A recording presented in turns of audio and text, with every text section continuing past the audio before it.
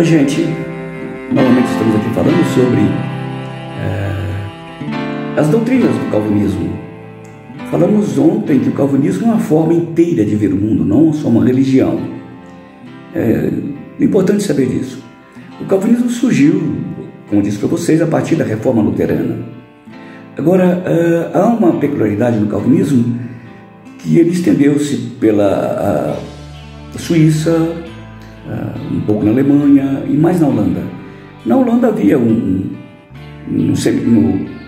na universidade holandesa um homem chamado Jacob Arminio.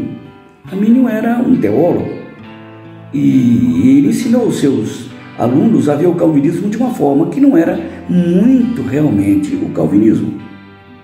Era mais um remendo do calvinismo. Eles eram chamados os remonstrantes. Basicamente, os calvinistas tinham 5 pontos que trabalhavam sobre a salvação. Agora, não estou falando do calvinismo de um modo geral, estou falando de um modo da salvação, e dentro da salvação falando sobre soteriologia, isto é, como os calvinistas enxergam a salvação. Os remonstrantes, que significa protesto, remonstrante significa protesto, levantaram dentro do protestantismo, dentro do calvinismo, mas agora combatendo algumas coisas de Calvino. Lembra que eu falei que a igreja em reforma está sempre reformando? Lembra lá de trás? Agora está havendo uma sub-reforma dentro da reforma. Eram chamados os arminianos, discípulos de um homem chamado Jacob Arminio, ou Jacob Arminius, que era um nome bonito que se dava quando queria falar de um professor, colocava o nome em latim. Esses remonstrantes levantaram contra os pontos principais do calvinismo.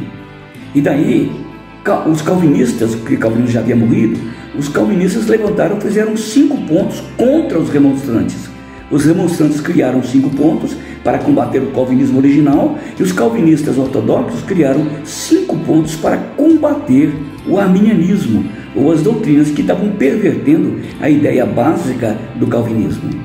Interessante isso, saber como o fluir e o refluir da história sempre acontece. Isso acontece na igreja católica, na igreja ortodoxa, na igreja pentecostal, na igreja protestante, na igreja luterana, metodista, em qualquer lugar. Sempre vai haver um movimento de contra-reforma. Talvez seja meio uma dialética de Hegel, Você tem a tese, a antítese e a síntese.